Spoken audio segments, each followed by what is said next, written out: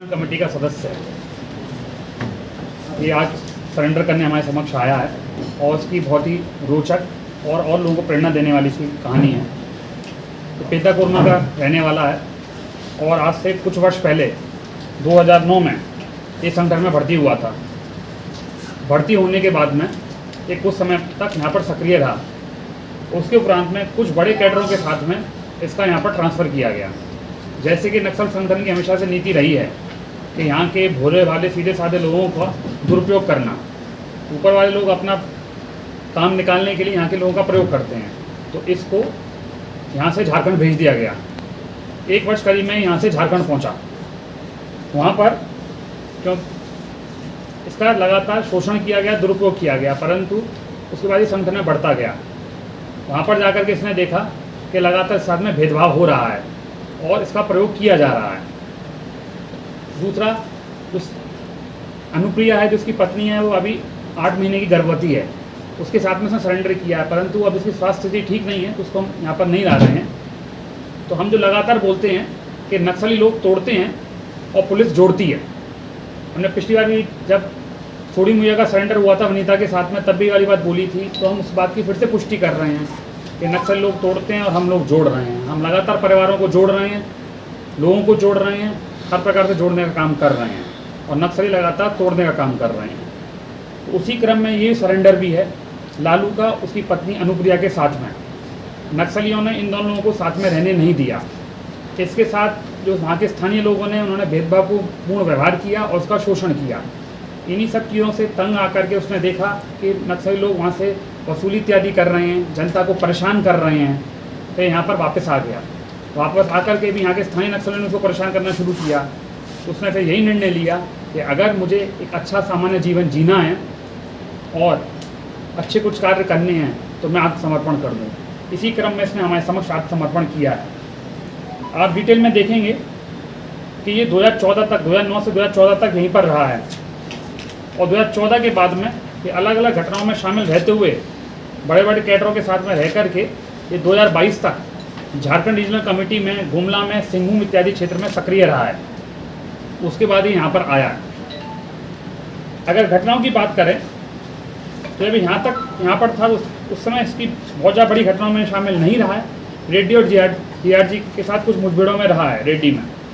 उसके उपरांत में जब बिहार रीजनल कमेटी में पहुँचा है और झारखंड रीजनल कमेटी में, मतलब पूरा जहाँ पर बिहार झारखंड का बॉर्डर है और झारखंड छत्तीसगढ़ का जो झारखंड बिहार छत्तीसगढ़ तीनों जगह सक्रिय रहा है, उसने आत्मसमर्पण किया है अपनी पत्नी के साथ। क्या नाम है, किस तरीके से सफलता मिली, सब पूरी बात बताएं। किन घटनाओं में शामिल रहा है?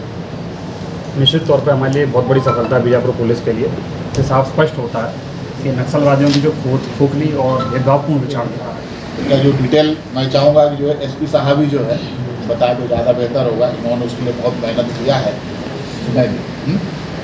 मैं चाहूँगा कि भाई एसपी आइनेश्वर साहब जो है आप सभी तक न्यूज़ सच की आवाज़ से हम आज पहुँचे हैं प्रेस कॉन्फ्रेंस में, जहां एक नक्सली दंपत्ति जिन्होंने आत्मसमर्पण किया है, उनसे जानना चाहेंगे वर्तमान में कौन सी ऐसी कठिन परिस्थिति आई नक्सलियों के बीच में जो उन्होंने नक्सली धारा को छोड़कर मुख्य धारा जो समाज की धारा है, जो प्रशासन की धारा है, उसमें जुड़े हैं, जब आज समर्पण किए हो। ऐसा क्या लगा वो नक्सलियों के बीच में आप रहे हैं काफ़ी दिनों तक के, तो वहाँ पर कैसी परेशानी आई, तो उसको बताएं। परेशानी रही कि वहाँ के लोकल से जो भेदभाव रही है, वहाँ के जो अलग अलग काम हैं तो उससे लोकल के लोग के बीच में मेरा भेदभाव रहते गया। इसी कारण मेरे संगठन जो नेता शिक्षा बढ़ी कि मैं सरकार से आत्मसमर्पण करने का निर्णय लेकर मैं पार्टी से छोड़कर मैं। अच्छा, हम आपसे एक बात और जानना चाहेंगे, आपकी पत्नी वर्तमान में प्रेग्नेंट है। अच्छा, वैसा कुछ प्रॉब्लम आया वहाँ पे? ऐसा कोई प्रॉब्लम नहीं आया। वहाँ रहने का जैसा समस्या होते रहा है तो उसके कारण से हम दोनों सोच करके आत्मसमर्पण करने का। हाँ, अब हमें भी जानना चाहेंगे आपसे, जो आप जंगलों में आप काम करते रहे हैं, बीजापुर क्षेत्र में आपका घर यहाँ पर नगर क्षेत्र में हो रहा है, तो उसके बाद आपका किस समय आप नक्सली धारा में? मैं ऐसे यहाँ से बीजापुर से अपना ग्राम कोरमा से 2009 में संगठन से जुड़ा हूँ। जुड़ने के बाद मेरा यहाँ से झारखंड के लिए 2014 में जो CC है उनके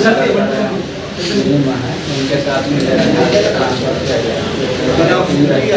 सुरक्षा की छुट्टी के साथ मैं जा सकता हम ये भी जान रहे हैं कि आपके ऊपर 10 लाख का इनाम है, आपको पता चला, तो ये चीज़ हमको इनाम था, तो ये चीज़ जानना है आपसे कि आप पैसा क्या बोल के अपना सही धारा में चले गए। मेरे समय जो कमजोरी रहा जो नक्सली क्षेत्र में आती है, जो मेरे गाँव है अंदरूनी क्षेत्र है, नक्सल संगठन से जुड़ा हुआ है, जिसके कारण से मैं नहीं समझ सकता कि नक्सली में जुड़ने से ऐसा फायदा हो, जिसके कारण से मैं अभी जो नक्सली संगठन में जुड़ा था, फिर वहाँ जाने के बाद ऐसे काम करते गए तो वहाँ समझ में आया कि ये जो है गलत लग रहे हैं, जिसके कारण से मैं अपने आप को सोच के मैं गलत नहीं सरकार से उनके काम करना चाहिए, जिसके कारण समर्थन करने की जो नीति चलाए जा रहे थे उसका लाभ नहीं करके मैं भी अपने मन में सोचा मैं नक्सली द्वारा छोड़ करके मैं पुलिस के साथ मुख्य धारा में जुड़ा। हाँ बिल्कुल बिल्कुल, बहुत बहुत धन्यवाद। बिल्कुल हम हमारे साथ बात कर रहे थे लालू मोड़ियम उर्फ समय, जिनसे हमने बात करके यह जाना कि वर्तमान में नक्सलियों के बीच में रह करके इनकी क्या स्थिति रही, किन कठिनाइयों से गुजर रहे थे, इन सब चीज़ों को जानते हुए इन्होंने आत्मसमर्पण किया है। नक्सलियों की खोखली विचारधारा से त्रस्त आकर आज लालू मोड़ियम का पुलिस के बीच आकर समर्पण करना कहीं न कहीं प्रशासन की अच्छी रीति नीति को समझाइश देती है। संविधान न्यूज सच के बाद बीजापुर जिले से सिरोज विश्वकर्मा की खास